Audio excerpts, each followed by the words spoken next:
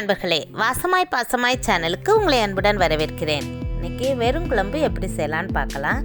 அரை மூடி தேங்காய் எடுத்துருக்கிறேன். இது கூட ஒரு 3 பல் பூண்டு, 5 சின்ன வெங்காயம், அரை டேபிள் ஸ்பூன் போல் சீரகம் சேர்த்துக்குங்க. கொஞ்சமாக தண்ணி சேர்த்து கொரப்பாக இதை அரைச்சிட்டு வந்துடணும். பாருங்கள், இந்த அளவுக்கு தான் அரைக்கணும். ரொம்ப நைஸாக நம்ம அரைச்சிடக்கூடாது.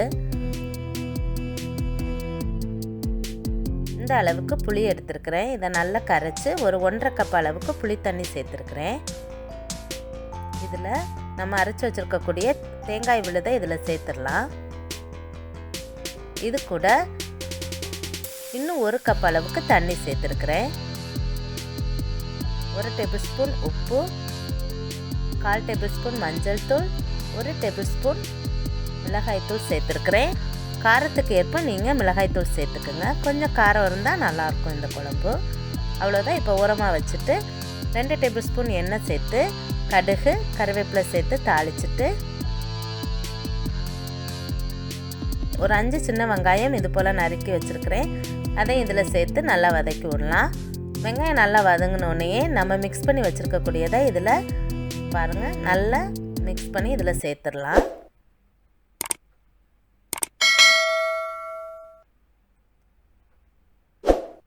அவ்வளோதான். கொஞ்ச நேரத்துலேயே சைட்லலாம் கொதிக்க தொடங்கும் போது கவனமாக இருக்கணும். ரசம் எப்படி நம்ம டக்குன்னு ஆஃப் பண்ணுவோமோ, ரசத்தை எப்படி கொதிக்க விடாமல் டக்குன்னு ஆஃப் பண்ணுவோமோ, அதே போல் சைடில் கொதி வரும்போதே இது போல் மிக்ஸ் பண்ணி ஆஃப் பண்ணிடணும். சூப்பரான வெறும் குழம்பு ரெடி ஆயிடுச்சு. உப்பு புளிப்பு காரம் சூப்பராக இருக்கும். இதுக்கு நீங்கள் ஒரு ஆம்லேட், அப்பளம், மீன் இதெல்லாம் வச்சு சாப்பிட்டிங்கன்னா ரொம்ப சூப்பரான காம்பினேஷனாக இருக்கும். நான் இன்றைக்கி இது கூட மீன் குழம்பு, மீன் வறுவல் வச்சு சாப்பிட போகிறேன். அதுக்காக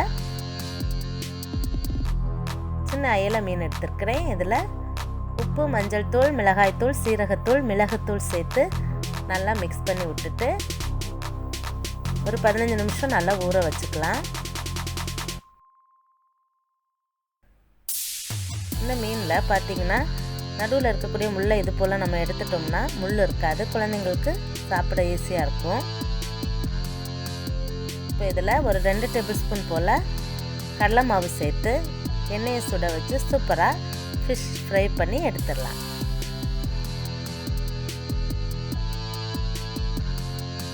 சூப்பரான அயலை மீன் ஃபிஷ் ஃப்ரையும் ரெடி ஆயிடுச்சு நமக்கு.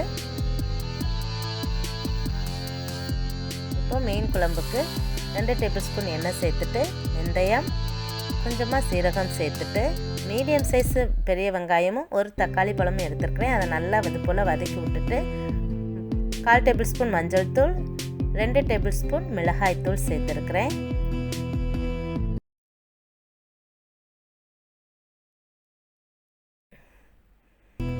ஒரு டேபிள் ஸ்பூன் மல்லித்தூள் சேர்த்து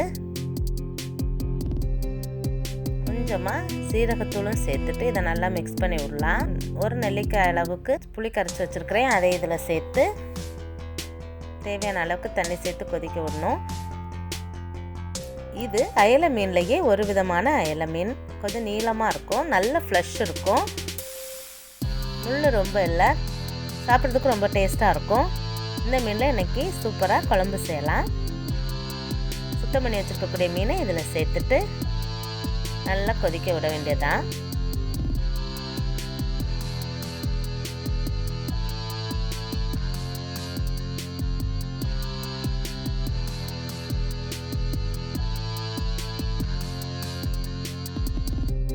ரெண்டு கொத்து கருவேப்பிலை சேர்த்து சூப்பராக மூடி வச்சோம்னா மீன் குழம்பு ரெடி ஆயிடுச்சு.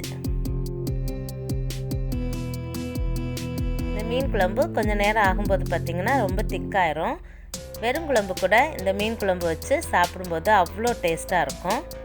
நீங்கள் ஒரு முறை இது போல் வெறும் குழம்பு, மீன் குழம்பு, மீன் பொரிச்சது அப்படின்ட்டு செஞ்சு சாப்பிடுங்க. ரொம்ப சூப்பராக இருக்கும், ரொம்ப டேஸ்ட்டாக இருக்கும்.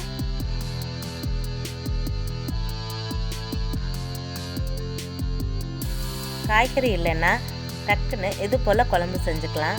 ரசம் மட்டுமே செய்யாமல் இது போல் குழம்பு கூட நீங்கள் செஞ்சுக்கலாம். 3 நாள் 4 நாள் ஆனாலும் நீங்கள் சுட வச்சு இந்த குழம்ப யூஸ் பண்ணிக்கலாம். ஒன்றுமே கெட்டு போகாது.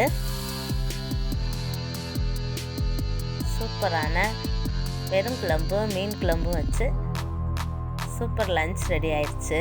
நீங்களும் உங்கள் வீட்டில் அதை கண்டிப்பாக ட்ரை பண்ணுங்கள். எப்படி இருந்துச்சுன்னு மறக்காமல் சொல்லுங்கள். இந்த வீடியோ உங்களுக்கு பிடிச்சிருந்துச்சுன்னா லைக் பண்ணுங்கள், ஷேர் பண்ணுங்கள், சப்ஸ்கிரைப் பண்ணுங்கள். வீடியோவை இதுவரைக்கும் பார்த்ததுக்கு ரொம்ப நன்றி.